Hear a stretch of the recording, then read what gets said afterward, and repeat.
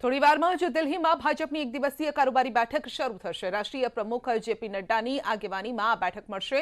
5 રાજ્યોની વિધાનસભા ચૂંટણીને લઈને ચર્ચા કરવામાં આવશે। પીએમ મોદી, ગૃહમંત્રી અમિત શાહ સહિત કેન્દ્રીય મંત્રી અને રાષ્ટ્રીય પદાધિકારી પણ આ બેઠકમાં શામેલ થશે। ગુજરાતમાંથી સીઆર પાટીલ, સંગઠન મંત્રી રત્નાકર અને પૂર્વ સીએમ વિજય રૂપાણી તેમજ પૂર્વ deputy CM Nitin Patel virtually માધ્યમથી બેઠકમાં હાજરી આપશે। તો 5 રાજ્યોની ચૂંટણીને લઈને દિલ્હીમાં આજથી મંથન શરૂ થઈ રહ્યું છે। સીઆર પાટીલ, વિજય રૂપાણી, નીતિન પટેલ પણ તેઓ શામેલ થશે। બેઠકમાં વર્ચ્યુઅલી માધ્યમથી તેઓ શામેલ થશે। જેપી નડ્ડાની આગેવાનીમાં આ બેઠકનું આયોજન કરવામાં આવ્યું છે।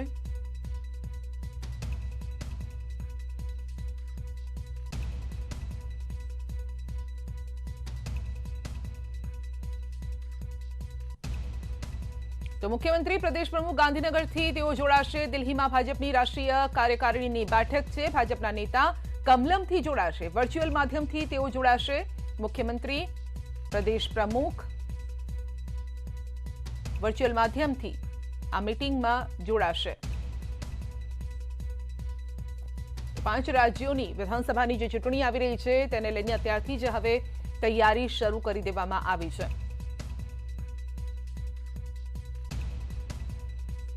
તો દિવાળી પછી તહેવાર બાદ હવે આ પહેલી મોટી એવી મીટિંગ મળી રહી છે અને ત્યારથી જ ભાજપ ચૂંટણીના કાર્યમાં લાગી જશે।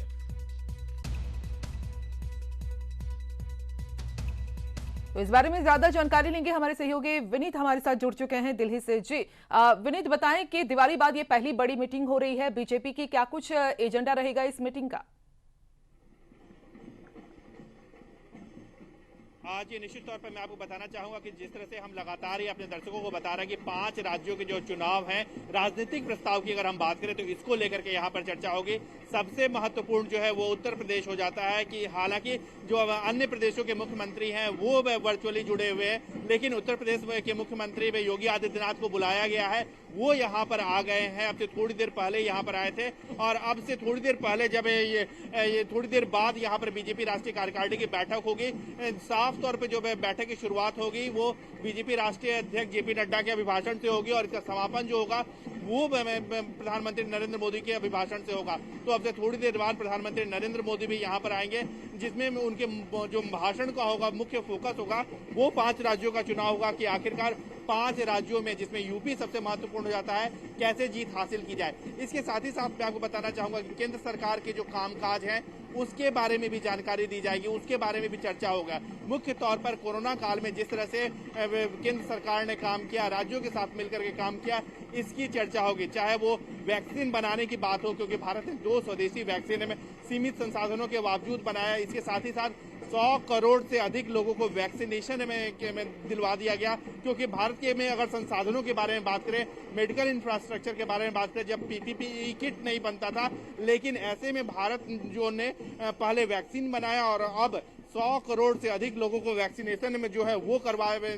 जा चुका है। तो इन उपलब्धियों की चर्चा होगी। साथ ही साथ जिस तरह से जन कल्याण योजनाएं हैं उसके बारे में चर्चा होगी और साफ तौर पर यह नेताओं और कार्यकर्ताओं को संदेश दिया जाएगा कि वे अधिक से अधिक सरकार के कामकाजों के बारे में जनता तक ले जाएं, जनता को जो मोदी सरकार के फायदे हैं उसे दिलाएं। इसके साथ ही साथ मैं एक बात और आपको बताना चाहूंगा कि पेट्रोल और डीजल पर जिस तरह से हमने देखा कि केंद्र सरकार ने अपनी एक्साइज ड्यूटी को कम कर दी, बीजेपी शासित राज्यों ने अपनी एक्साइज ड्यूटी को कम वैट को कम कर दिया, कांग्रेस शासित राज्य जो है वो वैट में कमी नहीं कर रहे हैं। इसको लेकर के भी कुछ न कुछ संदेश जो है वो प्रधानमंत्री नरेंद्र मोदी देंगे। तो साफ तौर पर अगर मुख्य तौर पर मुद्दों के बारे में बात करें तो 5 राज्यों के चुनाव पर चर्चा होगी।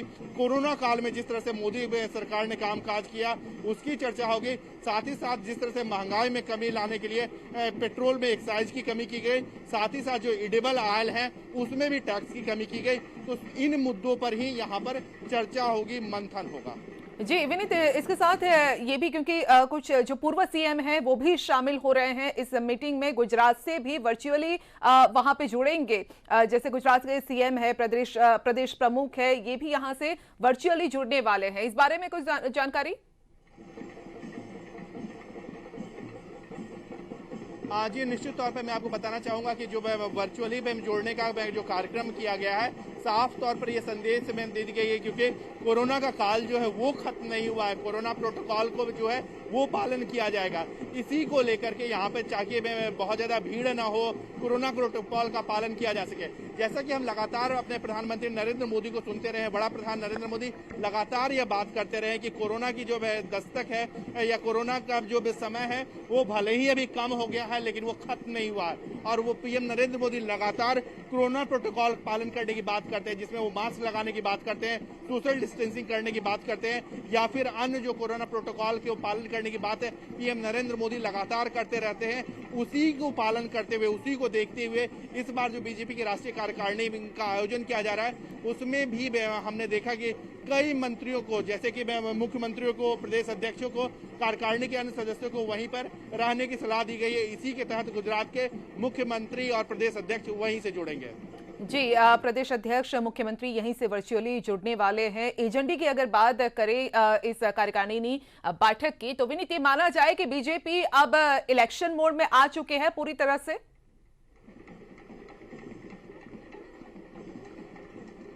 आज ये निश्चित तौर पर अगर हम बात करें तो यहाँ पर कहीं ना कहीं जो 5 राज्यों का चुनाव है उसको लेकर के शंखनाद जो है वो कहीं ना कहीं यहाँ से किया जाएगा। प्रधानमंत्री नरेंद्र मोदी के साथ साथ जब जेपी नड्डा बीजेपी के राष्ट्रीय अध्यक्ष जो है वो अपना भाषण देगी, तो निश्चित तौर पर उनका जो भाषण होगा या फिर जो उनका नेताओं और कार्यकर्ताओं के लिए संदेश होगा वो चुनावी संदेश में वो होगा। एक जो बहुत महत्वपूर्ण बात है, हालांकि यह कहा जा रहा है कि योगी आदित्यनाथ का शामली में कार्यक्रम था इसीलिए वो यहाँ पर आए हुए हैं, लेकिन कहीं ना कहीं योगी आदित्यनाथ को जो उत्तर प्रदेश है के मुख्यमंत्री हैं उन्हें यहाँ पर बुलाया गया है, तो निश्चित तौर पर बीजेपी के लिए काफी महत्वपूर्ण हो जाता है। उत्तर प्रदेश की बात करें तो उत्तर प्रदेश काफी महत्वपूर्ण हो जाता है, क्योंकि अगर 2024 में बीजेपी को फिर से केंद्र में सरकार बनानी है तो 2022 में उत्तर प्रदेश में बीजेपी को रिपीट करना होगा। इसी को लेकर के यहाँ पर पूरी जो कवायद की जा रही है, पूरी जो मशक्कत की जा रही है वो उत्तर प्रदेश को लेकर के भी की जा रही है, क्योंकि लोकसभा की 80 सीट जो है वो उत्तर प्रदेश से आता है। इसके साथ ही साथ प्रधानमंत्री नरेंद्र मोदी, हालांकि वो गुजरात के मुख्यमंत्री रहे हैं, लेकिन वो जो लोकसभा का चुनाव है वो उत्तर प्रदेश से लड़ते हैं, वाराणसी से लड़ते हैं, तो ये काफी महत्वपूर्ण हो जाता है। तो निश्चित तौर पर यहाँ पर जो 5 राज्यों के चुनाव है उसकी जो चुनावी शंख है, उसकी जो चुनावी बिगुल है वो यहाँ पर फूंक दी जाएगी। जी विनीत, आपने उत्तर प्रदेश की बात की, क्योंकि अगर दिल्ली का रास्ता देखा जाए तो उत्तर प्रदेश से ही गुजरता हुआ दिखता है, लेकिन गुजरात को अनदेखा नहीं किया जा सकता, क्योंकि वो तो पीएम का होम टाउन है और 3 दिन का दौरा करके अमित शाह भी यहां से गए हैं, तो गुजरात को भी अनदेखा नहीं किया जा सकता। गुजरात को लेकर क्या कुछ हलचल वहां पर देखने को मिल रही है? 2022 का जो इलेक्शन आने वाला है, विधानसभा इलेक्शन आने वाला है, उसको देखते हुए, और कुछ टाइम पहले ही सीएम भी बदले गए हैं, पूरा मंत्रिमंडल बदला गया है, तो नया पूरा एक खाका तैयार किया गया है इसको लेकर, और जिस पर विश्वास भी बीजेपी को है, पीएम को है, अमित शाह को है। आज निश्चित तौर पर मैं आपको बताना चाहूंगा कि गुजरात में भी जो चुनाव होने हैं वो 2022 में चुनाव होने हैं, लेकिन 2022 के अंत में चुनाव होने हैं। गुजरात जो है वो कई मायनों में काफी महत्वपूर्ण हो जाता है, क्योंकि प्रधानमंत्री नरेंद्र मोदी जिसे गुजरात मॉडल की बात को लेकर के प्रधानमंत्री बने थे, जिस तरह का कामकाज उन्होंने गुजरात में किया था, ऐसे में ये काफी महत्वपूर्ण हो जाता है कि गुजरात में बीजेपी अपने प्रदर्शन को दोहराए, बीजेपी वहां पर जो अपनी सत्ता है वो बचाए रखे, क्योंकि अगर हम बात करें गुजरात में तो काफी लंबे समय से बीजेपी में क्या जो जीत है, बीजेपी लगातार जीत रही है, किस तरह से एंटी इनकम्बेंसी को कम किया जाए इसकी भी यहाँ पर कोशिश की जाएगी। एक जो बहुत महत्वपूर्ण बात यहाँ पर यह भी है कि जिस तरह से अगर हम गुजरात के बारे में बात करें तो हालांकि कोई विशेष संदेश जो है वो राज्यवार सिर्फ चुनावी राज्यों में दिया जाएगा, जिनका 2022 के शुरुआत में चुनाव होने हैं, 5 राज्यों में दिया जाएगा, लेकिन जो एक आम संदेश किस तरह से बीजेपी में शासित राज्य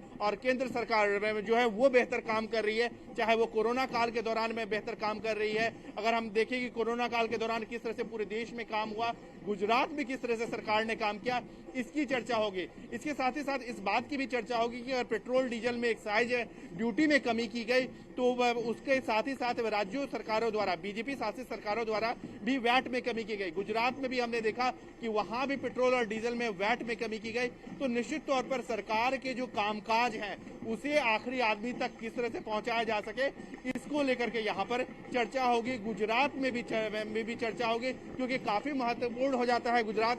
जिस तरह से प्रधानमंत्री नरेंद्र मोदी लगातार गुजरात मॉडल की बात करते रहते हैं, जब वो मुख्यमंत्री थे जिस तरह से उन्होंने, तो निश्चित तौर पर बीजेपी के लिए, प्रधानमंत्री नरेंद्र मोदी के लिए काफी यह महत्वपूर्ण हो जाता है। तो जो संदेश जो है, जो पूरे देश के कार्यकर्ताओं के लिए दिया जाएगा, गुजरात के लिए भी दिया जाएगा, साफ तौर पर गुजरात के लिए यह इसलिए महत्वपूर्ण हो जाता है क्योंकि 2022 के अंत में गुजरात में भी विधानसभा के चुनाव होने हैं। जी, आखिरी सवाल विनीत, एक बड़ा अगर एजेंडे की बात करें, एजेंडे की बात आपने कर ली है, लेकिन बड़ा संदेश पीएम की ओर से क्या कुछ दिया जा सकता है? क्योंकि हर बार हमने देखा है कि बीजेपी हमेशा एक्शन मोड में रहती है, जैसे कि कल ही चुनाव हो उस तरह से वो तैयारी में रहती है। क्या कुछ बड़ा संदेश यहां से पीएम की ओर से दिया जा सकता है? क्योंकि जिस तरह से आप पेट्रोल डीजल की बात कर रहे हैं, तो गुजरात कांग्रेस ने भी सवाल खड़े किए थे कि पेट्रोल डीजल में इसलिए दाम में कटौती की गई है या फिर कम किए गए हैं क्योंकि 5 राज्यों में विधानसभा चुनाव आ रहे हैं। तो बड़ा आरोप कांग्रेस की ओर से ये लगाया गया था।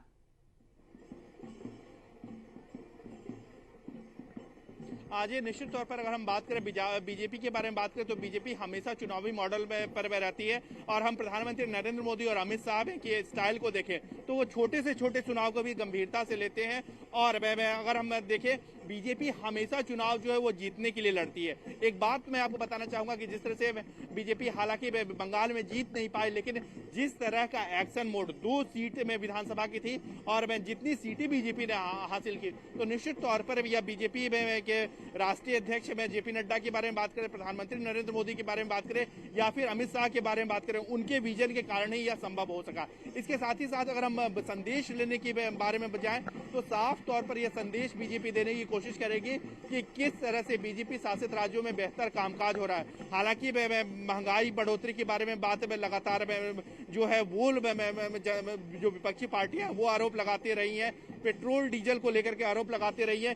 तो वे यहाँ पर साफ तौर पे बीजेपी या प्रधानमंत्री नरेंद्र मोदी यह संदेश देने की कोशिश करेंगे कि पेट्रोल डीजल में की कीमतों में न सिर्फ अंतर्राष्ट्रीय बाजार की महत्वपूर्ण भूमिका होती है, बल्कि राज्यों की भी बहुत महत्वपूर्ण भूमिका होती है। यही कारण है कि वैट में जो कटौती है वो राज्य सरकार नहीं कर रही है। इसी कारण में जो गैर बीजेपी शासित राज्य है वहां पर महंगाई बढ़ी हुई है या फिर वहां पर पेट्रोल डीजल की कीमतों में बढ़ोतरी है। इसके साथ ही साथ एक और बात यहाँ पर काफी महत्वपूर्ण हो जाता है, जो हमेशा बीजेपी में लगातार कहती रही है कि पेट्रोल और डीजल की कीमत को जीएसटी के दायरे में लाने की मांग विपक्षी पार्टियां हमेशा करती रही है, लेकिन जब जीएसटी काउंसिल की बैठक होती है उस वक्त वो इस मांग पर नहीं आते हैं, उस पर वो सहमति नहीं व्यक्त करते हैं। साफ तौर पर बीजेपी यह संदेश भी देना चाहेगी कि पेट्रोल डीजल की कीमत में कटौती की तो मांग लोग करते हैं, लेकिन जब कटौती करने की बात आता है तब राज्य सरकार इससे मुकर जाती है। जैसा कि हमने यहाँ पर देखा कि सेंट्रल ने एक्साइज ड्यूटी में कमी कर दी, लेकिन जो कांग्रेस शासित राज्य हैं वो अपने वैट में कटौती नहीं कर रहे हैं। जी विनीत, शुक्रिया आपका हमारे साथ जुड़ने के लिए। तो દિલ્હીમાં ભાજપની કાર્યકારિણીની બેઠક છે, પૂર્વ સીએમ પણ તેમાં શામેલ થયા છે। યોગી આદિત્યનાથ તેઓ દિલ્હી પહોંચ્યા છે અને ગુજરાતના જે નેતાઓ છે તે વર્ચ્યુઅલ માધ્યમથી જોડાશે।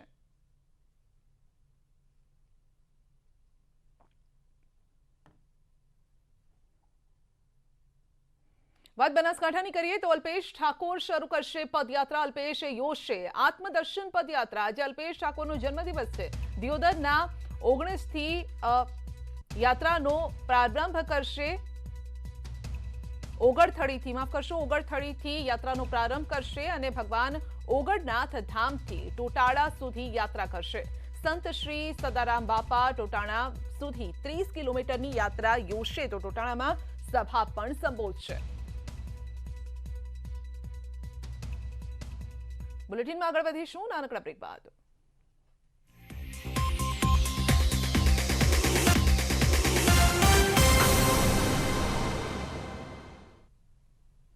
નવા વર્ષમાં પણ ખેડૂતોની મુશ્કેલીઓ ઘટવાનું નામ નથી લઈ રહી। સૌરાષ્ટ્ર અને દક્ષિણ ગુજરાતના જિલ્લાઓમાં આગામી 2 દિવસ માવઠાની આગાહી કરાઈ છે। હવામાન નિષ્ણાત અંબાલાલનું અનુમાન પણ છે કે ખેડૂતોની ચિંતા વધી શકે છે।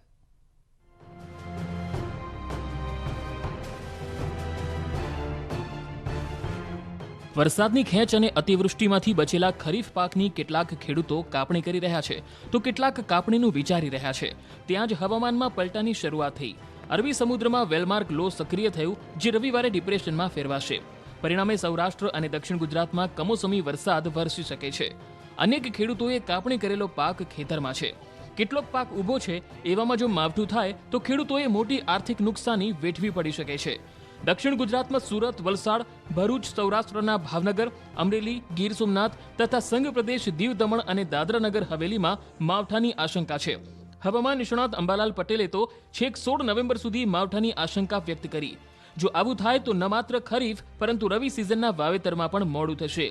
અંબાલાલના મતે રવિવાર અને સોમવારે સૌરાષ્ટ્ર દક્ષિણ ગુજરાતના દરિયાકાંઠા વિસ્તારમાં કમોસમી વરસાદ વરસી શકે છે, જ્યારે 12મી નવેમ્બરે તો ભારે કમોસમી વરસાદની શક્યતા જોવાઈ રહી છે. 12 થી 16 નવેમ્બર સુધી ઉત્તર ગુજરાત અને મધ્ય ગુજરાતમાં માવઠાની આશંકા છે. વિભુ પટેલ, ન્યૂઝ 18 ગુજરાતી, અમદાવાદ.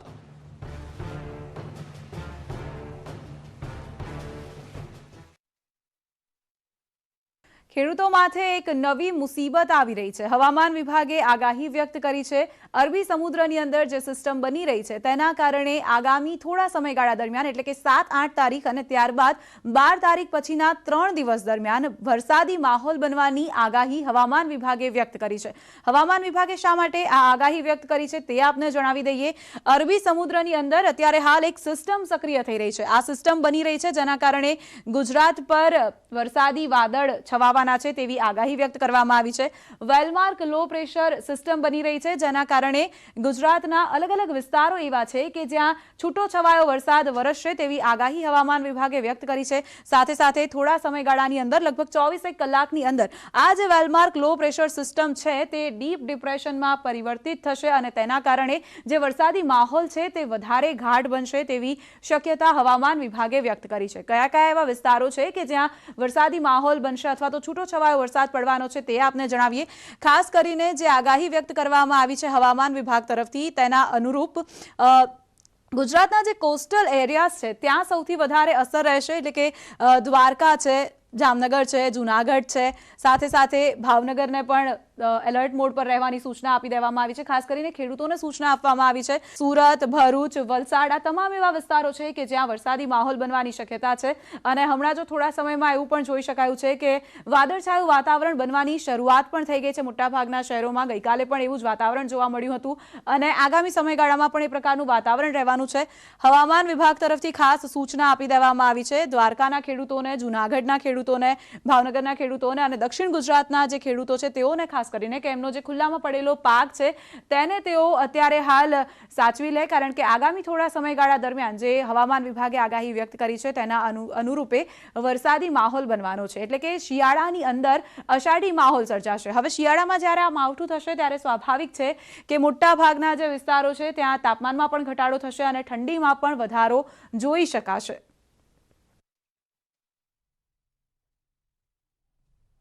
તો ખેડૂતો અનાજ સાચવજો. ગુજરાતમાં વરસાદની આગાહી છે. રાજ્ય સરકારે એપીએમસી અને ખેડૂતોને આપ્યા છે સૂચન. ખુલ્લામાં રાખેલા અનાજને નુકસાની ન થાય તે માટે સૂચન અપાયા છે. જૂનાગઢ, રાજકોટ, દ્વારકાના ખેડૂતોને સૂચન અપાયું છે.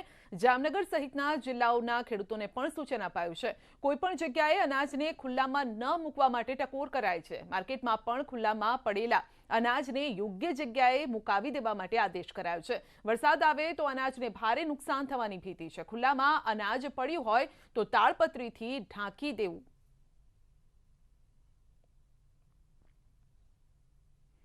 દિવાળીમાં પ્રવાસન સ્થળો હાઉસફુલ. અમદાવાદ શહેરના રસ્તા બન્યા છે સુમસામ. લોકો ફરવા જતા રહ્યા છે. અમદાવાદના રસ્તા સુમસામ દેખાઈ રહ્યા છે. સામાન્ય દિવસોમાં રસ્તા પર ટ્રાફિક જામ હોય છે.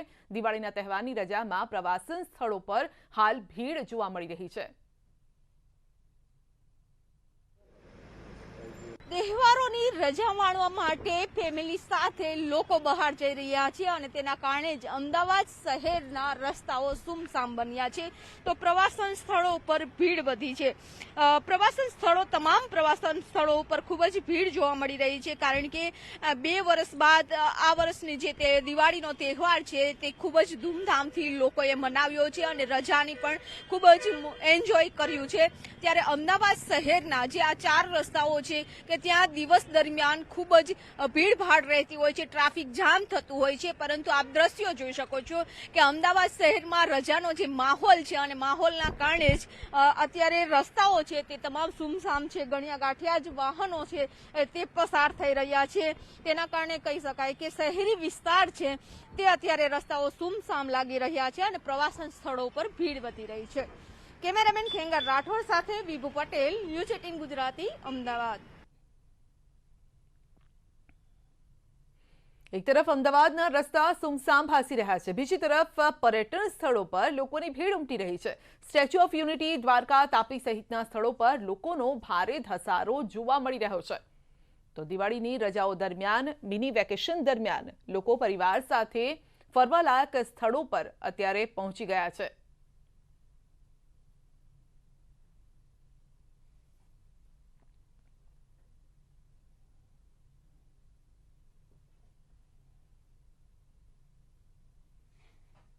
તો સ્ટેચ્યુ ઓફ યુનિટી પર પ્રવાસીઓનો ધસારો જોવા મળી રહ્યો છે. ન માત્ર ગુજરાતથી પરંતુ ગુજરાત બહારથી પણ લોકો સ્ટેચ્યુ ઓફ યુનિટી જોવા માટે અત્યારે ત્યાં પહોંચી રહ્યા છે અને આ ભીડ જોઈ શકો છો.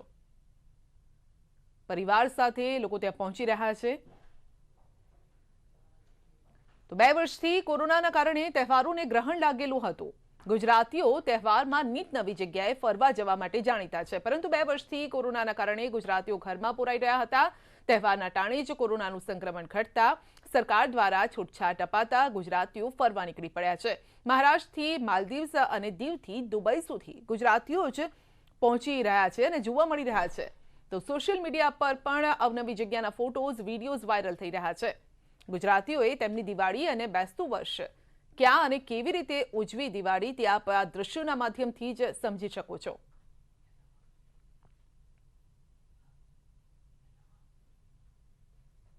તો અમદાવાદીઓએ માલદીવ્સમાં દિવાળીની ઉજવણી કરી છે. માલદીવમાં અમદાવાદી દિવાળીના રંગમાં રંગાઈ ગયા હતા.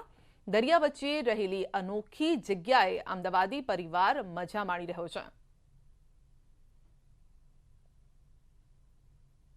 તો ગોવાના દરિયા કિનારે પણ મજા કરતા જોવા મળ્યા છે ગુજરાતીઓ.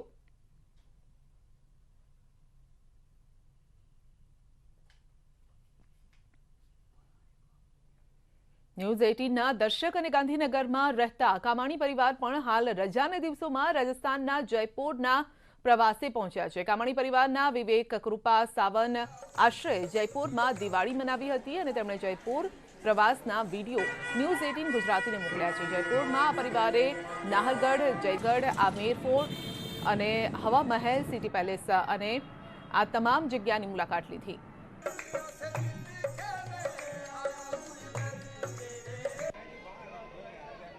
તો દિવાળીના દિવસોને પ્રવાસીઓની મોસમ ગણવામાં આવે છે અને કોરોના બાદના સમયમાં લોકો મોટી સંખ્યામાં ઘરની બહાર ફરવા માટે નીકળી રહ્યા છે.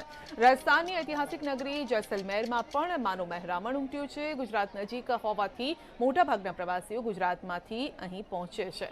તો હજુ પણ આગામી 10 દિવસ સુધી પ્રવાસીઓની સંખ્યા વધશે. સોનાર કિલ્લામાં એટલી ભીડ છે કે પોલીસને પણ તકલીફ પડી રહી છે. તો મલકાપ્રોલ, ગડીસર, પટવા હવેલી, હનુમાન ચબૂતરો, ગાંધી ચોકના પાર્કિંગ સ્થળોએ વાહનોની ભીડ છે. 2 વર્ષ પછી પ્રવાસીઓની સારી આવક હોવાથી વેપારીઓ પણ ખુશ છે.